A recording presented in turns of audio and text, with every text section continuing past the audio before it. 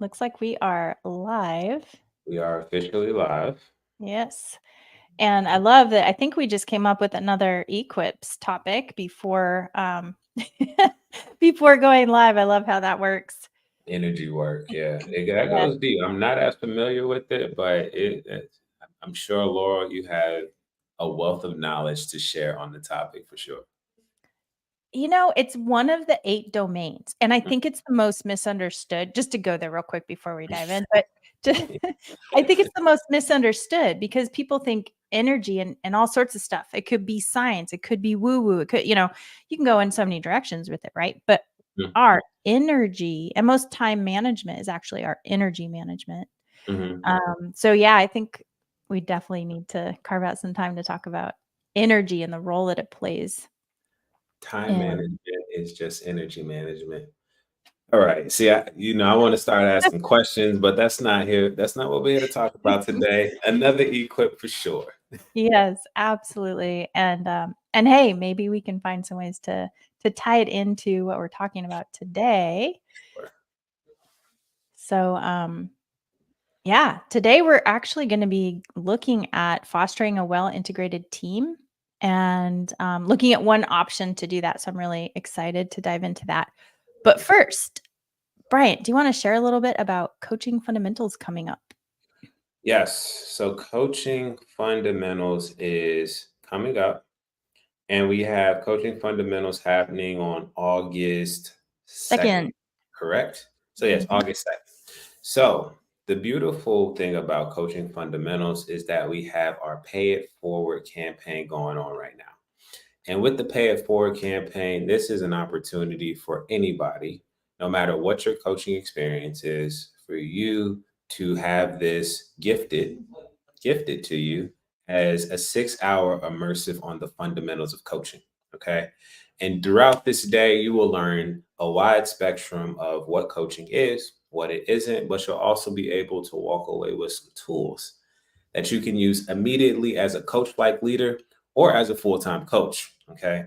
So this is going to be again on August 2nd. So mark your calendars, clear the day out, and this day is fully scholarship, but you have to reach out as soon as possible because scholarship funds are limited, and we just want to make sure that we are setting you up for success. But this is module one of this coach training, and this is just going to be a good opportunity just to expose you to some tools that you can use as a coach like leader and a coach to really make transformational change in your direct reports or your clients' lives.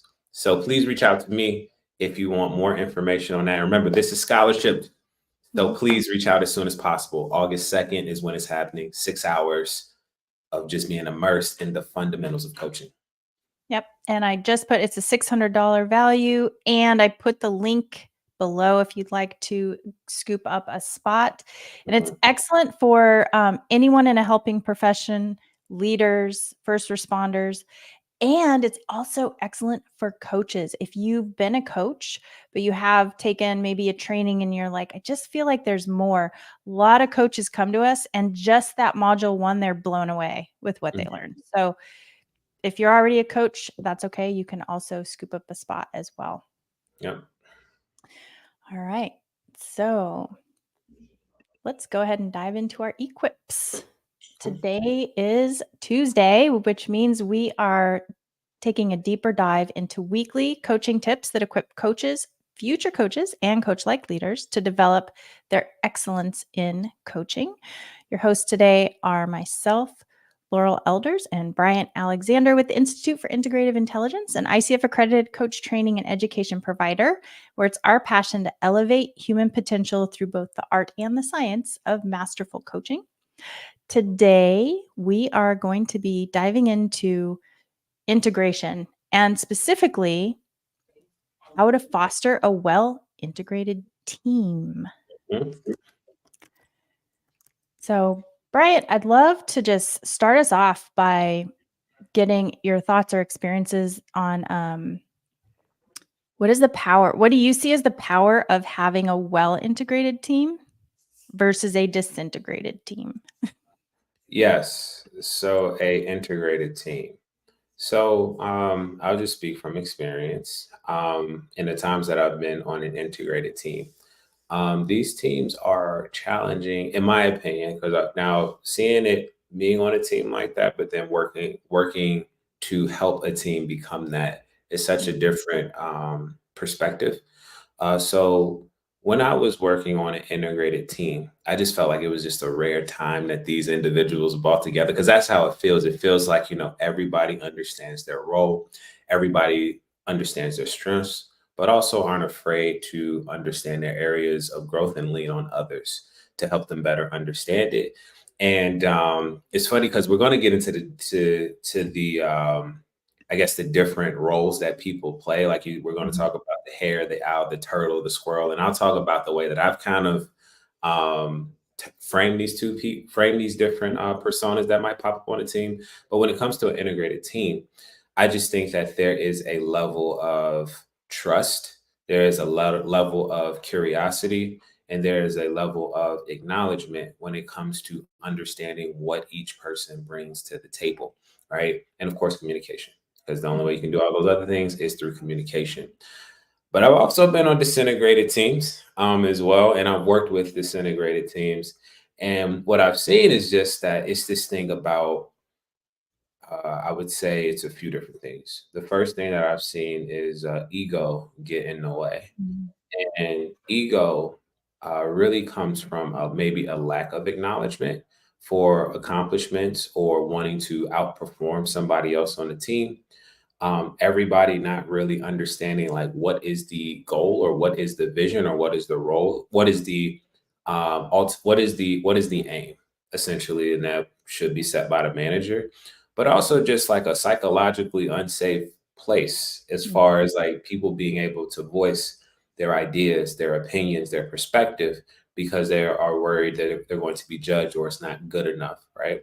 So I've worked with those types of teams, but I've also been on those types of teams, including myself. I didn't speak up a lot at one point because I didn't feel safe and I didn't feel like my opinion wasn't, um, valid in those spaces. So that's how I understand it too. I've been on both. I worked with both.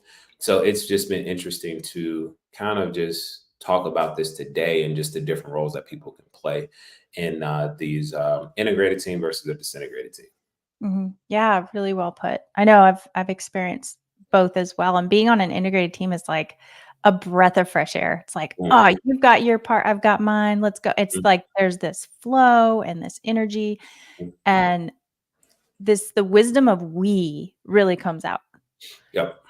Like our collective, we build off of each other Mhm, versus disintegrated. There's just a lot of breakdowns, disengagement, um, dissonance, mhm. the whole 9 yards. So yeah. Yeah, yeah. Well, one way that I've seen, inviting more integration into teamwork, I see is brilliantly orchestrated through Mark Victor Hansen and Robert G. Allen's book, The 1 Minute Millionaire. I'll put that as a resource in the chat. Um, they outlined this process that Bryant was talking about.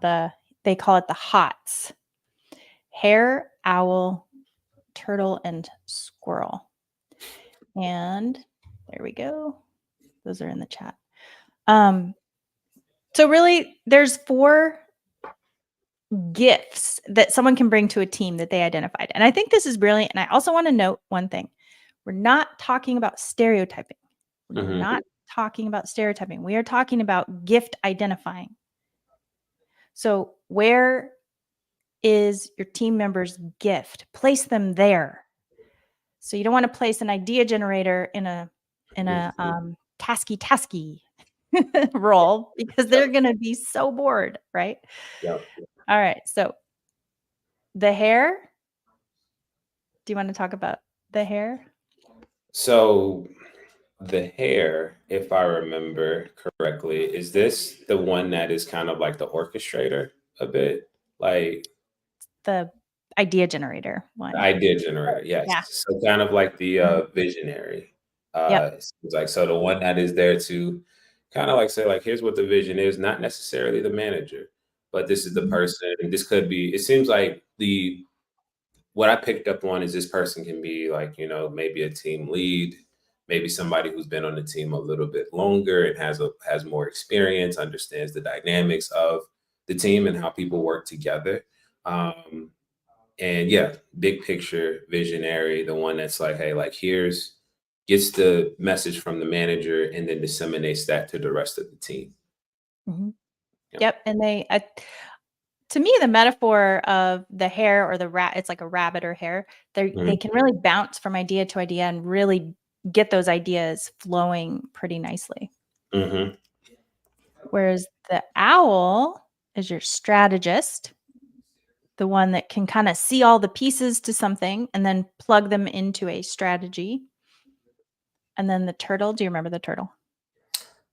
The turtle is more task oriented, so a little bit more, not slower, right? But just more so about how to execute for the most part, right? Squirrel. Squirrel. Okay. Sorry. Yeah. So sorry, turtle. Remind me of the turtle.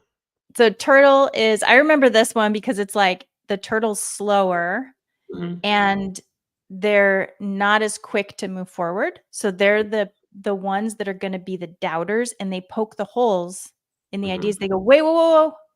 We can't move forward because there's a gap. Wait, we can't move forward because that could go wrong. And so the turtles often get a really bad rap, but they can save companies years of Mhm. wasted time and energy because they can see in advance what could go wrong. So they actually play a really important role. Mhm. Gotcha. Yeah. I think it's funny that these are coming up because when I think about the integrated teams that I was on, I remember we actually had a meeting about the roles that I think we were planning for the next Mhm. quarter, OKRs for the next quarter, and I think I was tasked with kind of just like put it into perspective, like what does everybody bring to the team? And I had been with this team for about 2 years at this point, and I was able to kind of use like very like I guess terms to kind of describe everybody and what they brought to the table. So I Mhm. described one person as like just more of a like vet, like the seasoned vet. This is the Mhm. individual who probably relates most to the hair, and that like they have been in this role, they are experienced. They're also like they have those leadership qualities, but they don't necessarily manage the team. And they're there for mentorship, they're there for coordination, they're there for as a resource if you need anything, but just getting things done, making sure everybody has everything that they need. And then I had somebody that is I called him a jackknife. So a jackknife is somebody that's more so like good at just about everything, right? So wherever they need to show up, they need to facilitate. They need project management. You need this person to just brainstorm with you, like big picture ideas. They're there for just about anything. And I think that would that be the owl? How would you describe that? Like if you could compare it to one of those hots, how would you describe it? Yeah, I would say owl. Yeah. And then from there, we had the facilitator. And I was the facilitator mainly because, and I would say the turtle, because I wanted us to move together as a group. So I wanted to make sure everybody's voice was included. We probably had, yeah. I wanted to make sure everybody's voice was included, but also being very cautious of, like, all right, what if this happens? What if that happens? Is that actually feasible? Like, I just wanted to do a cost benefit analysis. Mhm. And then the last person was I just called him a communicator because he just kind of like got stuff done. And he was a lot more extroverted too. So like I think that is good to understand that he was very vocal. He had vision, but when it came to just like, hey, I need to put together a deck real quick, I think he probably relates to the squirrel because he was just like, I'm gonna throw this Mhm. together. Then I'm actually gonna go do it, or I can pass it off to somebody else to do it. So that's how I kind of like have compared to different people when I have worked within an integrated team. that is how I've kind of like termed the different roles that people could Mhm. play. So it's actually interesting to see, like, hear the hots to help us actually Mhm. understand this a little bit more. Yeah. Yeah. Yeah. I know I've seen this work just so brilliantly in terms of like, it helps us also understand and cultivate a respect for each role because, for example, when I was talking about how the turtle sometimes gets a bad rap. Hmm. But if we can, like the idea generator is going to be like, typically going to be like, ah, the turtle's slowing us down. But if the perspective can shift to, wait, here's my ideas. Okay, turtle, poke holes. And the turtle pokes holes and everything. And then the idea generator can take that back and go, ooh, now I get to generate more ideas Yeah. on heading us to avoid, a catastrophe potentially. Yeah. Yeah. I would spend a lot of time asking why. Like, Mhm. what are we really trying to, what are we really aiming for? Because I think, like you said, it could be seen as like, well, we can't, like, you're holding us back from moving forward. And I'm just like, I just want to understand how does this tie to the bigger picture. That's all. Like, it just seems like it doesn't really fit within what we actually want to do. And then everybody's like, oh, maybe not. Let's have a conversation about it. So I think the turtle is somebody that wants everybody to win. It's just Mhm. that we want to make sure that we are moving, I guess, as strategic as possible, Mhm. but also taking into account everybody's voice and how their strengths kind of fit within the picture. So, yeah, yeah. Also, what's coming to mind is that, it's not all or nothing. So somebody's not only gifted as a hare Hmm. or an owl or, any Hmm. of these. It's there might be a primary Hmm. um, gift that that person has that they can bring that to the table, but to have the psychological safety as a leader to foster, hey, if you're normally an owl, but you're having some turtle thoughts of this could get in the way, we want that pushback. We Hmm. want to hear it. So it's not so much designating people into these roles or a box, but it's Hmm. just how can I honor that that's maybe their primary gift, but be open to the whole group contributing these different aspects, these different qualities that Hmm. will help the project really be optimized. Yeah, yeah. It sounds like a little bit of Carl Jung and his whole approach to understanding that, I think he uses like color energies to help categorize people as far as like where they might fit when they show up in certain situations. So it's kind of like saying these hots we all have, they all are a part of us. It kind of just depends on this. It could depend on the situation or context that we're in as far as which actually shows up, but also just being aware of like, this is what I lead with, though, and Mhm. probably consciously and unconsciously, this is what I probably lead with. But I do have these other hots that could be of service or could be strengthened over time. Yeah, I love that because Yeah. it's definitely more of a coach like approach Hmm. as well. It's really honoring, the multi-dimensionality of us. We all have all these different parts to us Hmm. and all these different qualities within us. Yeah, for sure. Sure. So, one example that I gave that I think is a really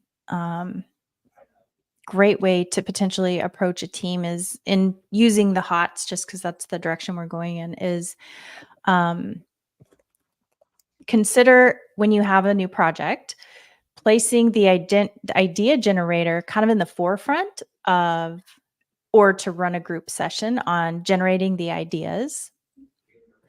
And then next, the team can hand those to the doubter or the doubters if anybody's, called to play that role, the turtle, who will slow down and really identify any weaknesses, which will save the company lots of time, money, and energy.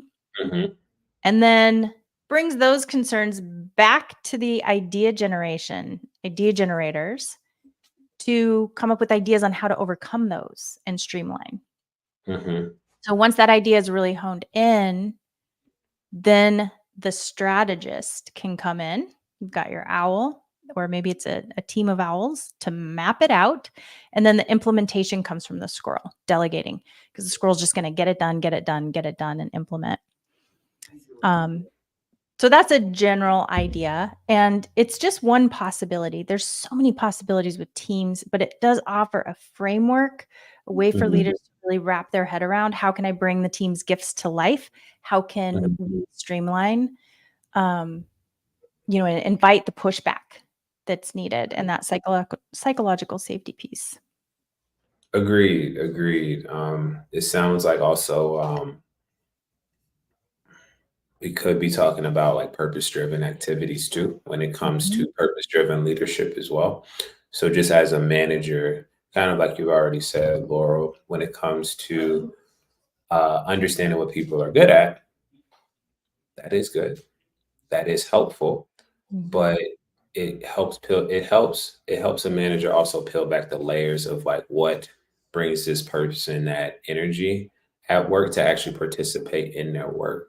So further understanding these different personas or these different qualities of an individual actually helps with purpose driven leadership as well. So it's not like you said in the beginning, you're not putting the hair on a squirrel's strengths. It gives them, you're not going to put somebody that is a visionary or somebody that's about the big picture into just getting stuff done or trying to get through a to-do list because it's the waste of their energy and they probably won't show up to work as their best selves. So I think it's also like, I guess just adding a little bit of language like this is just what purpose-driven leadership is. Like it is truly not understanding what somebody's good at, but also understanding how what they're good at brings value to them as an individual inside of work, but also outside of work, right? So what's the bigger picture here when it comes to how I want to lead my team?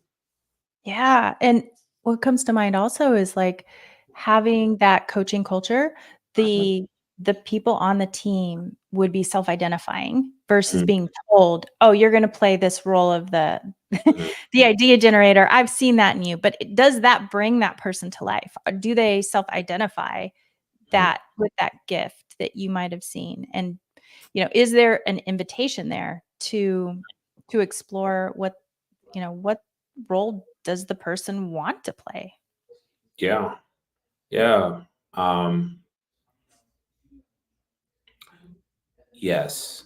And I'm just processing what you're saying. Because I've had situations to where my manager, when I was on that integrated team, was like, "Hey, I want to see you do more of this, or I could see you in a leadership role within this company." But she was the simple question that she asked after that was like, "How does that sound to you?" Nice. Right. So it just gave me a chance to like actually think about it. She was just like, "What do you think about that?" I was like, maybe I haven't really like thought about it, but I do enjoy this particular part of my job, so maybe it's just something to build on, right? So it wasn't saying that, hey, I'm going to push you in this direction to actually like become a leader at the company, but it's like I see that you have a strength in this area, and I see that you really enjoy this. I could also see you becoming a leader at this company, but there was this curiosity there, like how does that sound to you though?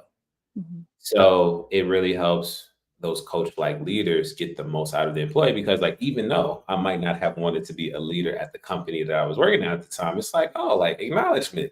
Oh, Mhm. like you can see me, like you see some qualities in me of good leadership. So maybe it's something to consider, even though right now it's a no. So it gives me a little bit more autonomy or a feeling of autonomy as far as like how I grow or how I choose to develop within my role. Yeah. I love that. The coaching culture is so honoring, and there's no assumptions. It's like, Mhm. let's get real. Let's get to the heart of the matter and honor what's alive for people, Mhm. what's true. Yeah. What are your thoughts on inviting psychological safety? Because I see that as a really foundational piece for full team integration. I've been in some chaotic work cultures. So, psychological safety. Thanks for therapy. But psychological safety. I'll speak from my perspective. As someone who did not talk a lot growing up, making the transition into corporate was a lot more of a challenge for me. So I had to understand like when you first get there, it's like, oh, you have to like always talk to say or have something to say in order to like feel to be validated or to make it seem like you're contributing. And I Mhm. found myself like early on in these work cultures to where like people would talk and I'm a good listener and people would talk. I'd be like, you're not adding anything of value. And people would look to me and say, like, do you have anything to say, anything that? It's just like, no, because I don't like this conversation. Or Mhm. I don't feel safe in voicing like what I actually feel. So what I had to understand was like, I didn't always feel safe voicing my opinion because of the culture that was created within the organizations that I was working for. Um, very, and I would say, trying to pick my words wisely, intrusive cultures that I have been a part of, in that there wasn't any like boundaries or curiosity from my managers. It was a lot of assumptions. Mhm. It was a lot of what and then why. So what I mean by that, it was always accusatory, like what happened here? It wasn't like why did this happen or why why weren't you able to accommodate this deadline, right? So it's like the simple thing of like shifting a why and then what, that can help with psychological safety because you start with curiosity and then I'm able to tell you what happened. But I was involved in a lot of work cultures to where the leadership was just very intrusive. um, Boundaries weren't there between personal life, professional life, and I didn't know how to function in that type of environment because I thought work was work and personal life is personal life.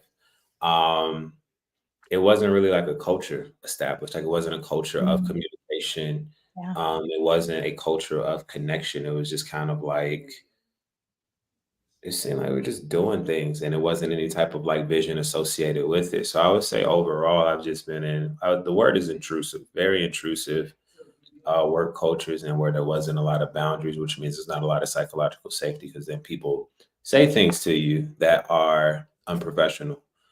People Mhm. move in the workplace in a very unprofessional way. Like they express how much they don't like their job, and the manager's right there. Or like we're at lunch and like the whole conversation is just like, I hate this place. I don't want to be here. And I'm just sitting there like, I don't want to hear that. Like, I don't want to be here either, but I'm not always complaining. It's like leave.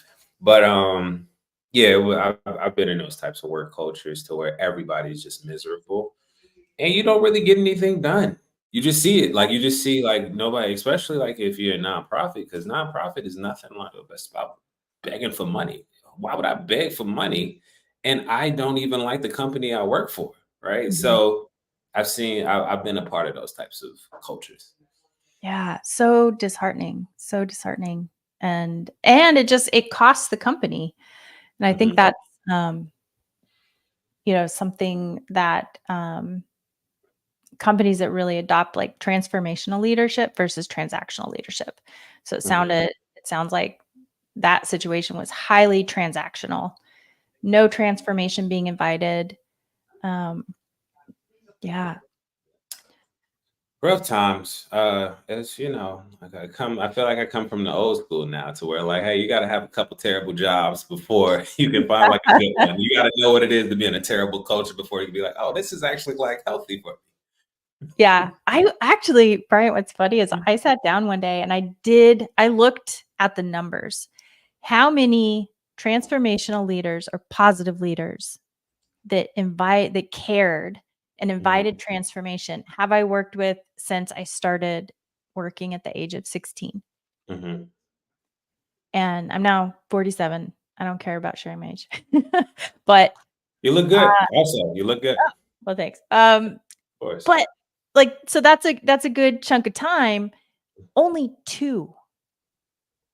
Hmm. Only 2, and I forget the exact number, I think it was around 16 total were negative, hard to work for, and I hated the experience because of how they operated with the lack of psychological safety, the top-down approach, but you put on your smiley face and pretend, Get the work right? done. Get the work done. Yep, get the work done. And yeah, and so I think that, at least in my experience, coaches come in and they're like, okay, there's a better way." Yeah. People can connect. People Mhm, can get energized. People can generate a lot of amazing, amazing results mhm. when the environment allows for it. And you can create that environment. You can invite that environment. You can invite integration. Yeah, it's funny because I started working when I was 14, 15, and my first job was at a funeral home. And this was because like I wanted to get into the funeral home business at that age for some reason. But anyways, like it's funny that was one of the better it kind of set me up for coaching in a sense because it was a really good it provided a lot of psychological safety.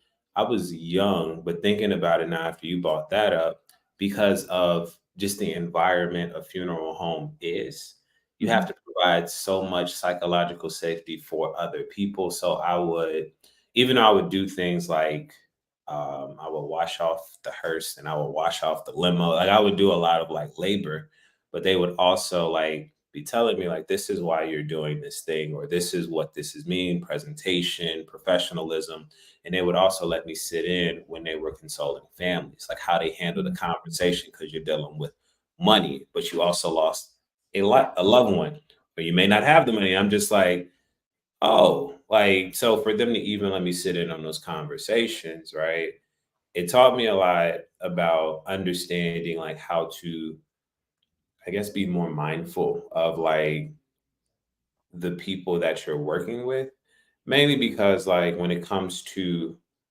psychological safety, it's a space for people to just have, especially in that scenario, a place where people can have whatever emotions they need to have because it's such a dire situation or yeah, it's a rough situation. So I think they just cultivated an environment of psychological safety mainly because they were able to provide a space for people to experience a wider range of emotions, and they did the same with their employees, right? Mhm. But they never let the employees or the people that they were consoling become their emotions. They Mhm. approached it with they let them experience what they need to experience. Tissue is here, but we have to make sure that we're moving forward. We're going to make sure we do this person right and send them off in the right way, and we are a support system here for you. And they did the same with the staff, right? Like Mhm. how what support do you need? What do you want to learn? Here's some feedback that could help you like better understand X, Y, and Z. So funny enough, like when you brought up like I've been working since you were 16, it took me back to the funeral home, like, oh, that was another place. Like back in the day Mhm. of the few places I've worked at that have had psychological safety. Yeah, yeah, that's fascinating. How many would you say you've experienced? Mm, three, three, Okay, okay. yes, three. So yeah, uh, yeah, my last manager was really cool that I worked with at Uber because he was into mindfulness and he just kind of lived his life. Mm. Um, he was really like down to earth. We talked about everything for the most part. I went out to he was based in Amsterdam. I saw him out in Amsterdam and all that. He was really like just down to earth. He just had a very like, I am who I am. I love my Mhm. family. Life is so much bigger than work. And he would be comfortable. I was like, what do you want to do here, Brian? And I was like, I don't know. He was just like, well, we gotta like pick something. So what is appealing to you right now? So he would allow me the autonomy, even though I never wanted to be like a manager or anything like that. He was just like, well, we got to work towards something because I want to make sure that you're engaged and that you're here. Because even though I told him like, I don't want a promotion, I don't want to become a manager. He still was very just patient. Like, I know you're good at like a lot of things, and that's fine. But I just want to make sure that you're engaged and that you're growing. right? So what is it that you want to get better at? So Mhm. our last manager at Uber was really cool. So I appreciate him as well. Oh, nice. Yeah, that it just sounds again, honoring, open, Mhm. Yep. um, yeah, healthy boundaries, right? The Healthy, very healthy. life Yep. balance, yep. Yep. 'Cause you'd mentioned before the lack of healthy boundaries. Yeah. Yeah. I think only needed two to not understand. Only needed two jobs to be like, this is what I don't want. This is what I need to be looking for in the interview. The rest of them, overall, okay to good. I'm thankful Mhm. for that. Yeah, nice. You know? Alright, well, any other thoughts before we wrap up today? Uh, I think. Um, yeah, I guess like just to wrap it up, in my understanding of what an integrated team looks like, I think for the manager, because I think we talked a lot about the individuals and the roles they might play. I think it comes down to transformational leadership, of course, but Mhm, also like purpose driven leadership. So actually taking the time to figure out what your employees enjoy outside of work because the two worlds are the same, right? You can't work just can't be work, right? Our personal lives affect our work lives and our work lives affect our personal lives because we spend a lot of time there, especially in a remote environment.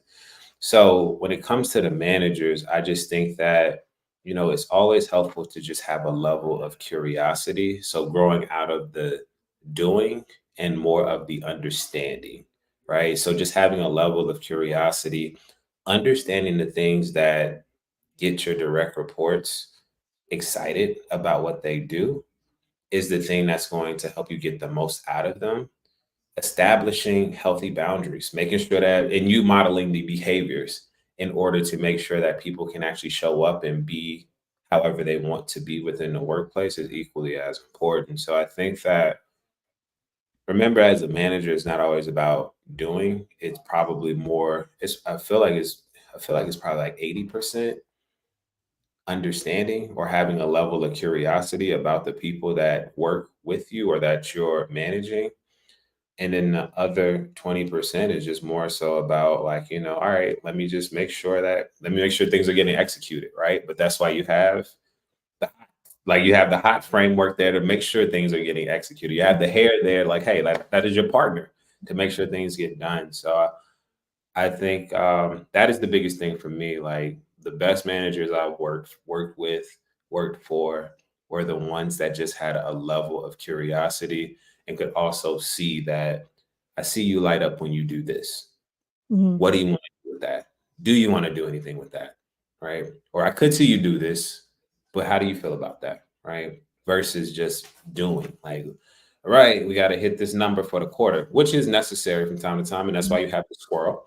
But mhm, yeah, like managers, the way that you can simply be more of a coach like leader is just having a level of curiosity about the things that drive people not only within work but also outside of work. Get a sense of the bigger picture, do a purpose will, I don't know, do something that gives you a chance to better understand the people that you're working with, and they will work with you forever, right? Until you got to push them out, of course, and that's just growth. But that's what I would leave with.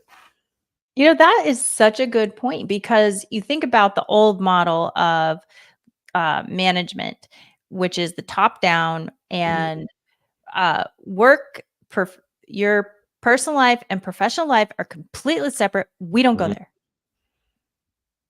And that is shifting. They're finding that's not helpful. It's not at It's not all, helpful. not at all, Yeah. not And I at saw all. I saw a consultant say, "You do not become a friend with anyone you work with. They are not your friends." Like, just really just brutal, and I was like, "Yeah, no, I disagree." Yeah, it's I it's want to just know who I'm working with and who's on the team and what do they love mhm, and, what mhm, are they needing? What are they feeling?